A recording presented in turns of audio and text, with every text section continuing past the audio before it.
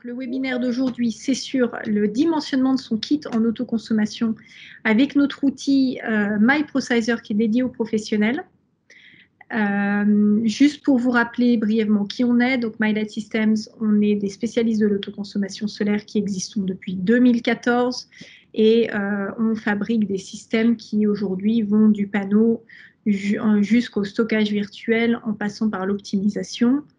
Rapidement, donc comme je vous l'ai dit, on a été créé en 2014 et les dernières années, on a fortement accéléré notre développement avec un rachat en 2019 qui fait qu'aujourd'hui, on monitore et on gère plus de 20 000 sites sur 15 géographies. On est accompagné par un fonds d'investissement qui s'appelle Demeter Capital. Et la grosse nouveauté de cette année, mais il y a des webinaires dédiés pour ça, c'est sur la Smart Battery. On va aussi en parler aujourd'hui dans le dimensionnement, parce que pour dimensionner une Smart Battery, le Procizer est particulièrement utile. Quelques chiffres avant d'attaquer sur le cœur du sujet. On est vraiment une entreprise qui investit énormément en R&D, puisqu'on investit chaque année un peu plus de 30% de notre chiffre d'affaires en R&D, ce qui fait qu'on a investi à peu près 11 millions d'euros depuis notre existence. On a plus de 22 brevets déposés sur nos produits, en particulier sur la technologie CPL. Et comme vous pouvez le voir aujourd'hui, vous êtes majoritairement des professionnels. On a vraiment une culture B2B, c'est-à-dire que nos produits sont vendus par des distributeurs, puis par des installateurs auprès des particuliers. Nous ne vendons pas en direct aux particuliers.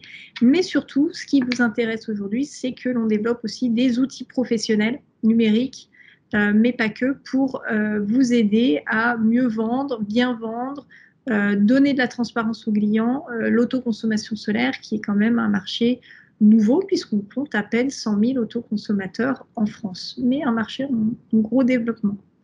Alors, MyProcizer, le but de ce logiciel, c'est vraiment de permettre de faire des simulations en fonction de différents scénarios que vous allez définir de rénovation énergétique, qui est afin d'estimer les économies du client, aussi bien énergétiques que financières. Mais assez parlé avec des slides, on va tout de suite se connecter. Donc, je vais changer d'écran. Déjà, pour ceux qui ne savent pas où trouver le Procizer, alors je vais le mettre sur notre site internet. Hop. Voilà. Vous devez normalement voir le site internet. On ne voyait pas ton écran. Ouais, là, oui, c'est bon. Ça y est. Alors, pour nous trouver, c'est simple. Login Pro, vous arrivez sur l'espace pro.mylight-system.com. Pour avoir un accès à ce logiciel professionnel, il suffit de faire une demande, donc demande de création de compte, et on vous contacte ou on vous crée votre compte différemment. Une entreprise peut avoir plusieurs comptes. En revanche, il n'y a qu'un compte qu'on appelle maintainer ou maître, qui est le compte qui gère tout le parc client. Mais pour l'outil qu'on va regarder aujourd'hui, vous pouvez avoir autant de comptes que de personnes dans votre entreprise. Donc, si je me connecte, je retrouve le lien vers MyProcizer ici en haut ou sur le côté. Et j'arrive, il m'ouvre un nouvel onglet où je vais avoir, alors ici, vous avez toujours les dernières nouveautés sur nos mises à jour et vous retrouvez soit vos simulations, vous pouvez enregistrer, des informations sur votre compte, parce que si vous souhaitez, sur le rapport PDF, ajouter votre logo, vous le pouvez, ainsi qu'ajouter votre nom. Mais on va surtout s'attaquer aux simulations. Alors, dernier petit point administratif pour que vous ayez bien l'outil en main. Si vous avez fait des simulations, après, vous pouvez les dupliquer en cliquant ici et vous pouvez dupliquer la simulation. Donc, si vous faites beaucoup de 3 kg à Lyon, eh bien, vous pouvez dupliquer 3 kg à Lyon. On va prendre dans les minutes qui viennent, sur le reste de cette session, le temps de faire différents scénarios. J'en ai préparé quelques-uns, mais on va essayer d'adapter. J'ai essayé de faire des scénarios, je vais essayer de dérouler des scénarios qui couvrent à peu près tout ce qui peut être vendu sur le marché. Et je vais commencer par le plus classique, qui est le 3 kg, avec vente à EDF-OA, donc la valorisation de 10 centimes. Donc, première étape pour votre simulation, décrire le lieu géographique. Ce lieu géographique va être important pour deux paramètres. Il va être important pour le productif photovoltaïque, bien évidemment, mais il va également être important pour définir les consommations des appareils, en particulier du chauffage, puisqu'en fonction du lieu géographique, nous ne répartirons pas la même quantité d'énergie sur le chauffage. Je vais commencer à Lyon, qui est à peu près le centre de la France et qui est aussi à côté de notre siège social, mais on fera des tests dans le sud, dans le nord, si vous le souhaitez. Derrière, on va vous demander de décrire à peu près le profil d'occupation de l'habitat, puisque ça va vraiment changer les profils de consommation, et le type d'usage. Est-ce qu'ils sont là toute la journée, matin, midi, soir, matin, soir. Là, j'ai matin, soir, je pourrais changer matin, midi, soir. Mettons matin, midi, soir. Surface habitable également va permettre de définir la consommation, entre autres, de chauffage, mais pas que. Les 4 personnes, ça définit aussi la consommation d'eau chaude, par exemple. Donc, ces paramètres sont quand même importants pour avoir une justesse de répartition des consommations. Et le niveau d'isolation également va influencer sur la maison. Alors après, l'autre paramètre d'entrée extrêmement important, c'est la consommation de la maison. Donc là, moi, j'ai choisi de rentrer ça en kilowattheures. J'ai mis 11 000 kilowattheures. Mais vous pouvez rentrer ça en euros. Donc, si je mets 1550 euros. Alors, si vous êtes en clientèle, ne vous embêtez pas. Prenez vraiment une facture annuelle et la ligne finale. Ne cherchez pas à distinguer la part des euros qui s'applique au kilowattheure, la part des euros qui s'applique à l'abonnement. Vous prenez le chiffre final. Donc, partons sur 1550 euros. Ces 10 333, c'est juste un ordre de grandeur puisqu'on applique une règle de 15 centimes. Donc, ce n'est pas exactement le nombre de kilowattheures consommés. Si vous voulez être plus précis, et mon client, on va dire qu'il fait 10 584 kilowattheures, pardon, il manque un zéro. Voilà, je rentre de manière précise mes kilowattheures. Dernière partie, toujours sur la consommation, donc plutôt sur la maison, c'est la description des appareils. Donc, que consomme ma maison, comment est équipée ma maison. On a fait des grandes catégories, donc vous ne retrouverez pas forcément exactement le détail. On est une fois de plus sur un simulateur qui est là pour donner des ordres de grandeur. Par contre, un point important sur la technologie de ce simulateur, c'est que nous ne sommes pas sur des chiffres qui sont des moyennes annuelles. Nous sommes sur des chiffres et des profils de consommation heure par heure.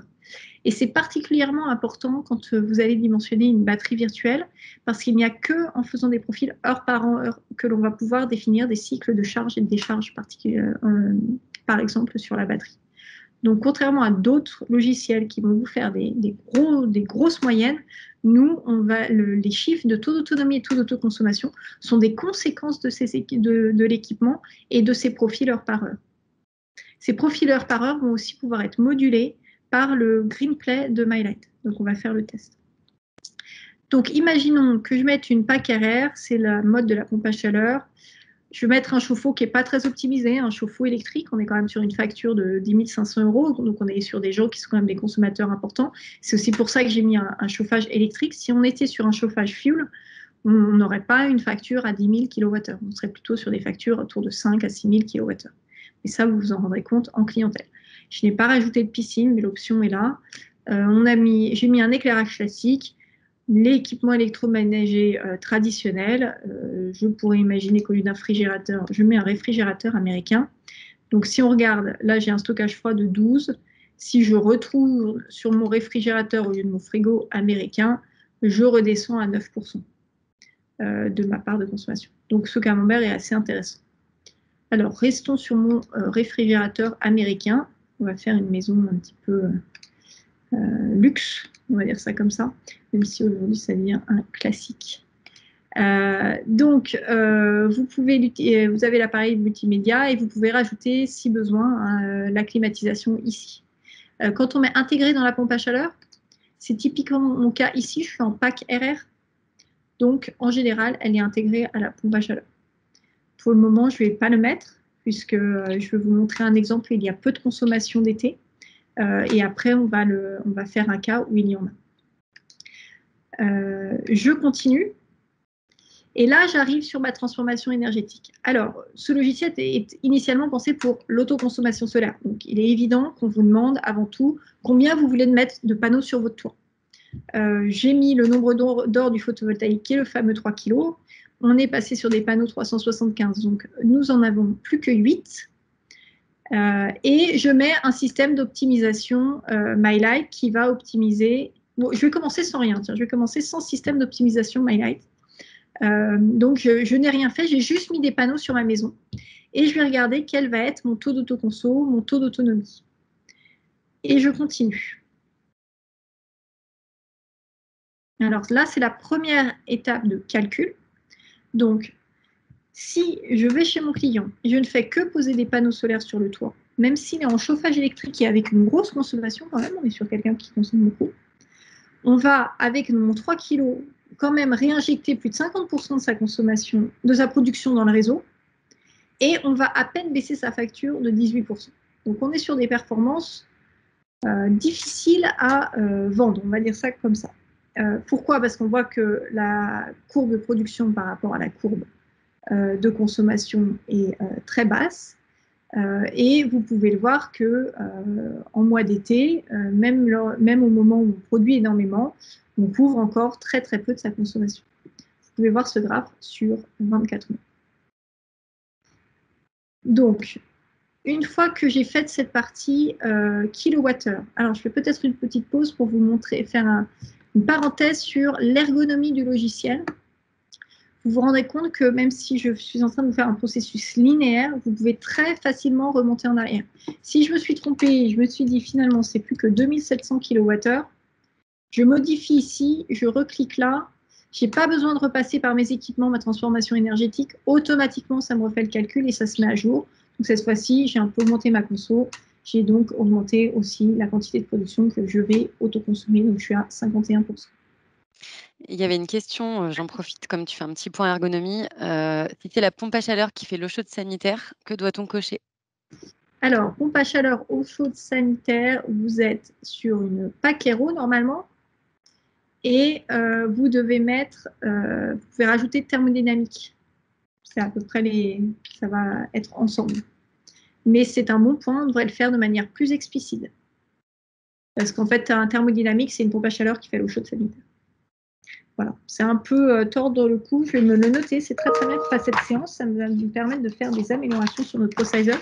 Vous remarquerez qu'on est déjà à la version 352, donc on fait énormément d'améliorations. Donc, pack avec ECS intégré. OK, c'est noté. Et ben, on va rester là-dessus, sur une Paquero avec un ballon thermodynamique. Je refais tourner ma simulation énergétique. Donc, on est là, comme on n'a plus un ballon électrique, mais un ballon thermodynamique, on a un peu moins d'appel de puissance, donc une meilleure couverture de sa consommation, d'où l'augmentation du taux d'autoconsommation. C'est normal, ça paraît tout à fait logique. Et j'attaque la simulation financière. Alors, simulation financière, donc on demande le fournisseur d'électricité du client. Là, j'ai mis EDF, c'est 85% des Français. Vu qu'il y avait des gens d'Engie, je devrais mettre Engie. Allez, je vais mettre Engie. Mais je vais considérer qu'ils sont encore au TRV, donc au tarif réglementé, heure creuse, heure pleine. Vous avez les trois options. Vente totale, ça se fait plus beaucoup en résidentiel, mais vous l'avez quand même. Autoconsommation totale, on est dans le cas où le surplus n'est pas injecté. Je ne vais pas m'attarder sur ce cas dans ce webinaire. Et autoconsommation à des ventes du surplus EDF, qui est le modèle probablement le plus proposé à l'heure actuelle. Je continue. Donc, ici arrive le moment du devis. Alors, j'ai mis 8500 € TTC pour un 3 kg. J'ai simplement tapé Google quel est le prix d'un 3 kg et il vous dit entre 7 et 9000 €. J'ai pris le milieu. Mais vous pouvez bien évidemment modifier. Si vous êtes à 7500 hors taxe, ça vous calcule votre TTC. Je suis en 10% de TVA et inversement. Si vous voulez rajouter d'autres devis de transformation énergétique, admettons que vous voulez faire un remplacement de chauffe-eau avec un ballon thermodynamique, vous pouvez la rajouter dans vos devis. Et si vous voulez rajouter des coûts récurrents, c'est ici, ça va être particulièrement utile pour la batterie virtuelle, vous le pouvez. Vous pouvez rajouter un contrat de maintenance, un remplacement d'onduleur. Donc, si vous regardez la manière dont fonctionne le coût récurrent, vous pouvez dire sa fréquence, à quelle date cela apparaît. Donc, tous les 10 ans, admettons, je remplace un onduleur. Tous les 10 ans, je remplace 500 € TTC d'onduleur. Voilà, pendant 25 ans. Donc, il y a tout. Voilà, on peut aller très, très loin dans la précision de son devis. Donc, je vais rester simple pour qu'on puisse un peu se rendre compte des calculs. Je reste sur un 3 kg et je ne prends pas en compte ces remplacements. Je continue. Dans le cas d'EDF-OA, la prime, vous avez automatiquement la prime qui se met ici. Alors, la prime changeant tous les trimestres. On vous laisse la main, et d'ailleurs, vous voyez, elle n'est pas à jour, parce qu'on a 380 €, 280 €. Bon, je ne vais pas mettre les autres à jour. Vous pouvez la paramétrer ici. Eh bien, vous retrouvez d'autres choses dans le paramétrage. Vous retrouvez la durée de simulation qui est ici, qui peut être de 25 ans ou de 30 ans, par exemple. Si vous êtes sur des panneaux bivers garantis 30 ans, vous pouvez mettre 30 ans. Et un certain nombre de paramétrages, entre autres pour les bivers bifaciaux, qui sont les derniers produits que l'on propose. Et vous pouvez mettre le gain de puissance face arrière en fonction de la surface que vous avez. Enfin, vous avez le choix sur la hausse du prix de l'électricité. Moi, j'ai mis pas défaut 5% pendant 5 ans, mais c'est vrai que si on regarde, il y a eu plutôt 5,5% ces dernières années. Donc, on va être 5,5% pendant 5 ans. Et ça va faire, voilà, on ne s'en est pas rendu compte. Mais imaginons, je mets 10%. Vous voyez le petit graphe qui change en dessous. OK, donc 5,5% pendant 5 ans. Voilà, et vous pouvez rajouter, si vous souhaitez rajouter des périodes. On vous a mis en comparaison l'Allemagne et la Suisse pour vous rendre d'aujourd'hui. Hein. Aujourd'hui, l'Allemagne est déjà à 30 centimes. Donc, avec ma hausse de 5,5% pendant 5 ans et ensuite 3% pendant 20 ans, j'atteins les tarifs de l'Allemagne dans 19 ans. Je retourne en arrière et je continue sur ma partie financement. Deux possibilités, paiement comptant ou financement. On va commencer par le paiement comptant et on fera aussi financement. Alors, paiement comptant, et là arrive la deuxième phase de calcul qui va vous calculer un certain nombre d'indicateurs pour estimer la rentabilité de votre centrale. Donc, sur ma centrale à 8 250 € TTC avec 1 140 € d'aide, j'ai un coût de revient du kilowattheure photovoltaïque sur 25 ans de 14,6 centimes et un rendement financier de 3,8%. Si mon client n'avait rien fait, la facture de ce client, elle deviendrait 3 800 € dans 25 ans. Et les économies cumulées, elles sont de 18 000 €. Et dans le cas d'un paiement comptant, on est sur un raisonnement en retour sur investissement. On est sur un retour sur investissement à 12 ans. Voilà pour le cas classique, sans MyLight, sans rien. Si je retourne en arrière et je commence par faire une première chose, qui est de rajouter un MyLight. Donc, je rajoute un système qui va optimiser l'eau chaude et optimiser la performance grâce au suivi de consommation et de production. Et je continue et je repasse à ma partie taux d'autoconso et taux d'autonomie.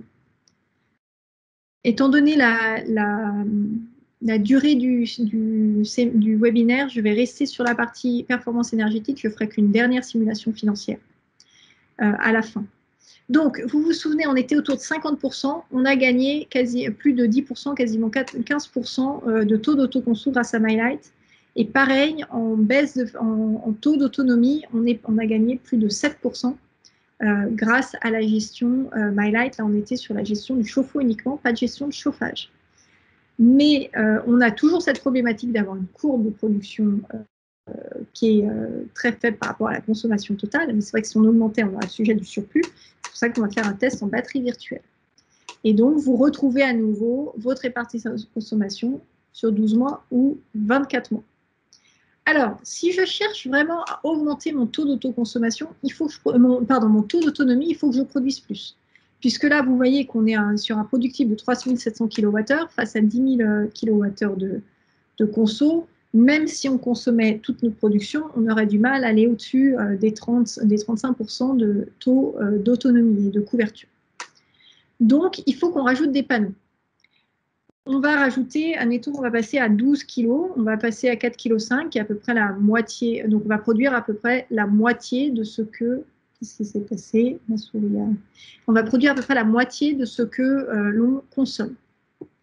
Donc là, je fais une production 5005 pour une consommation de 10 007. Mais forcément, en augmentant ma puissance à un moment donné, mon taux d'autoconsommation baisse. Là, j'ai pu cependant augmenter un peu mon taux d'autonomie, toujours grâce à la performance MyLight. Et vous voyez qu'on arrive dans les périodes du mois d'été à diviser par 2 la facture du client. Vous voyez sur cela. Donc, cette fois-ci, on est un peu mieux en termes de production. Mais pour augmenter le taux d'autoconsommation, vous êtes obligé d'avoir un moyen de traiter le surplus. Et la proposition aujourd'hui qu'on considère la plus économique, et là on va aller jusqu'à la partie financière, c'est la batterie virtuelle. Si on rajoute une batterie virtuelle, je vais mettre une batterie virtuelle de 600 kWh. Pour quelqu'un qui a 10 000 kWh, on est pas mal. Je continue. Et là, l'avantage de cette batterie virtuelle, c'est qu'elle va capter tout le surplus, les 50% que je n'arrivais pas à capter. Donc cette fois-ci, j'arrive à 100% d'autoconsommation, qui est vraiment la promesse faite par la batterie virtuelle. Et on commence à baisser la facture de 60% des clients. Qu'est-ce que ça veut dire? Ça veut dire que les 2 tiers de la facture de ce client vont pouvoir être produites par sa centrale solaire. On arrive vraiment à des performances qui commencent à être intéressantes. Je retourne sur mon graphe et là, vous voyez tous ces mois qui sont complètement colorés où le gris disparaît. Ça veut dire que sur la facture du client, si le client est en prélèvement TRL, il verra qu'il ne paiera plus de kilowattheures sur ces mois-là. Il paiera son forfait Smart Battery et son abonnement. Est-ce qu'il y a des questions? Il y en a plusieurs. Alors, on pourra y revenir à la fin, mais juste sur ce slide-là, comment expliquer la différence entre la baisse de consommation réseau et le taux d'autonomie? C'est un bon point. Alors, il y a un certain nombre d'études qui indiquent qu'à partir du moment où vous indiquez, où vous montrez la consommation au client, donc ce que vous installez un logiciel, hein, c'est des études qui ont été faites par l'ADEME, entre autres, et le CNRS, automatiquement, les gens commencent à être sensibilisés à leur consommation et ils commencent à baisser leur consommation. Ce paramètre, il est toujours gérable. Il est ici. On a mis 10% par défaut en gain de monitoring. Certaines études montrent qu'on peut aller jusqu'à 25%. Ça nous paraît beaucoup. Si vous n'êtes pas à l'aise avec ce gain, vous pouvez le supprimer. C'est vous qui êtes maître. Vraiment, la partie paramétrage, vous êtes complètement maître. Est-ce qu'il y a d'autres questions avant que j'attaque la partie financière? Alors, allons-y. Alors oui, Oui, il y en a pas mal. Oui, il y en a plusieurs. Alors, la batterie virtuelle peut-elle être chargée? Alors, combien de fois la batterie virtuelle peut-elle être chargée et déchargée par mois? Il n'y a pas de limite, en fait. Elle se comporte comme une vraie batterie. C'est-à-dire que si le client, tous les jours, il vide sa batterie et tous les jours, il la remplit, elle va être chargée 30 fois dans le mois. Il peut même faire ça 2 fois par jour, si c'est quelqu'un qui a des très, très grosses productions, très, très grosses consommations. Donc, le nombre de cycles de batterie, on est vraiment sur un fonctionnement d'une batterie comme sur une batterie physique. Elle se charge et elle se décharge au besoin. Donc, quand on parle d'une batterie de 600 kWh, elle peut prendre... Alors, une batterie forte, c'est parce qu'à un moment donné, vous allez avoir une batterie qui est trop remplie. Sur les mois d'été, on va faire le rapide calcul que je fais dans les formations. Si vous avez un 3 kg qui produit 21 kWh et une maison en dessous qui consomme que 15 kWh, ça veut dire que même si votre batterie elle est parfaite comme une batterie virtuelle, vous avez quand même 6 kWh chaque jour que vous ne pouvez pas consommer parce que vous n'avez pas assez de consommation pendant l'été. Donc, vous allez les accumuler. Si on fait 30 jours x 6 kWh, on a 180 kWh. Si on fait sur 2 mois d'été, vous dépassez les 300 kWh. D'où l'importance d'avoir une grosse batterie, parce qu'on a tendance à minimiser le surplus cumulé d'une maison. En fait, ces ordres de grandeur de kilowattheures, de centaines de kilowattheures de surplus cumulé, peu de gens ont en tête. Ensuite, il y avait des questions plutôt sur les équipements de la maison, notamment le chauffage. Comment Oui. cela se passe si le client a un système en géothermie, si on a un chauffage mixte, par exemple électricité et fuel, et est-ce qu'on peut spécifier pour une piscine enterrée si elle est chauffée ou non? Alors, il y a certaines choses qu'on peut faire, d'autres qu'on ne peut pas faire, mais ça fait partie des évolutions et c'est très bien que vous me donniez toutes ces idées. Vous parliez du chauffage fuel, donc vous l'avez ici, gaz fuel avec appoint électrique. Si le client a, admettons, une climatisation dans les combles, vous l'avez ici. Vous pouvez rajouter une climatisation. Souvent, c'est la PAC RR. Donc, je vais rester sur mon exemple pour pas qu'on se perde. Hop. Pour la piscine, aujourd'hui, on n'a pas encore ajouté le chauffage de la piscine, mais c'est un très bon point parce que c'est une très grosse consommation. Vous doublez la consommation de la piscine. Hein. Vous passez de 500 € par an à peu près pour une piscine à 900 € par an pour une piscine chauffée. Donc ça, c'est des choses qui sont sur la backlog et qu'on a bien en tête. Ça, et la borne de recharge, je ne sais pas si ça a été posé, mais je vous le dis avant que ça ne soit posé. Et enfin, il y avait une autre question. Comment prendre en compte les différences de productivité des panneaux photovoltaïques selon leur rendement et leur technologie? Alors, un panneau photovoltaïque, la seule chose que vous devez regarder, c'est, enfin les deux choses que vous devez regarder, c'est la puissance au watt crête. Peu importe son rendement au final, il y a le watt crête et permet justement d'établir cette puissance. Un panneau qui a un très bon rendement, sur la même surface, va être à 375 watts crête par panneau. Un panneau qui a un moins bon rendement va être à 300 watts crête par panneau. C'est exactement ce que permet de calculer ce chiffre. L'autre paramètre que vous pouvez rentrer, c'est ici, c'est la perte de productibilité des panneaux. Un panneau bivert, par exemple, a moins de perte de productible qu'un panneau classique. Donc, vous pourriez rentrer ici. Pour un panneau classique, on est à 0,3%, 0,5% par an. Pour un panneau bivert, on est autour de 0,2% par an. Et la dernière chose, c'est le gain de puissance pour un panneau bifacial qui est ici. Alors, et ça, j'espère que j'ai bien répondu. Il me reste plus que 3 minutes, mais je vais quand même, je pense que les questions sont importantes. Alors, il y avait une question sur la garantie des panneaux. Est-ce que nous prenons la garantie produit ou la garantie de production? Alors, dans le cadre des panneaux MyLight, il se trouve que les deux sont alignés. Dans le cas du ProSizer, il faut plutôt prendre la garantie production, parce que c'est sur le product type que vous allez regarder. Et puis... Envisagez-vous d'intégrer la borne de recharge de véhicules électriques? Tu l'as dit. Oui, ça j'y réponds, oui, bien sûr. Ça fait partie des gros sujets. Et pareil pour le multi-énergie. Pour le moment, on a la transformation de l'ECS, mais on pourrait aller plus loin avec le changement du chauffage électrique, du chauffage en fuel en pompe à chaleur. Et je remonte sur une question précédente, c'était sur les paramétrages. Oui. Une remarque de Confort Énergie qui nous dit que la CRE avait prévu de passer le kilowattheure à 36 centimes en 2030. Eh ben, c'est très bien, ça veut dire qu'elle est encore plus pessimiste que nous, donc ça accélérera la rentabilité la rentabilité des études. Mais oui, alors il faut savoir que quand le rapport sort, tout ça peut être, tout ça est écrit sur le rapport qui peut être donné au client. Et je vois qu'il y a une dernière question que je trouve intéressante sur le profil heure par heure. Alors, comment on définit le profil heure par heure? C'est grâce à toutes les données qu'on a accumulées dans le temps chez MyLight Systems en monitorant des appareils. On a accumulé une base de données de profils de consommateurs. C'est comme ça qu'on définit les profils heure par heure. On couple cette connaissance-là aux connaissances que le CSTB peut avoir, par exemple, sur comment ces profils peuvent changer. Enfin, ce sont des choses qui sont faites, par exemple, dans les cas des RT 2012, et c'est comme ça qu'on définit les profils. Ça va dépendre de la localisation géographique, ça va dépendre d'énormément de paramètres. Et non, c'est pas du tout sur un profil de conso moyen. Tous les paramètres qu'on vous demande de rentrer, c'est justement pour être au plus près du profil de la maison que vous essayez de dimensionner. Il est midi, je vais juste finir rapidement ma simulation financière. Donc, si je retourne de ma smart batterie, parce que je ne vous ai pas montré la partie financement au lieu de la partie paiement comptant. Donc, dans le cas d'une batterie virtuelle, automatiquement, l'heure creuse, heure pleine et le fournisseur MyLight System est choisi. Si vous voulez en savoir plus, il y a des webinaires dédiés qui vont continuer. Donc, si vous avez des questions, vous pouvez vous inscrire. Je continue. Là, je suis sur un 4,5 kg. Donc, on va ajouter des articles. On va rajouter le MyLight. On va mettre à 1300 €. On va augmenter un peu le prix puisqu'on était sur un 3 kg. On va mettre 10 000 €. Une fois de plus, je cherche pas, je ne veux pas rentrer dans le débat de qu'est-ce qu'un bon prix, un mauvais prix. Je fais exprès de faire un exemple.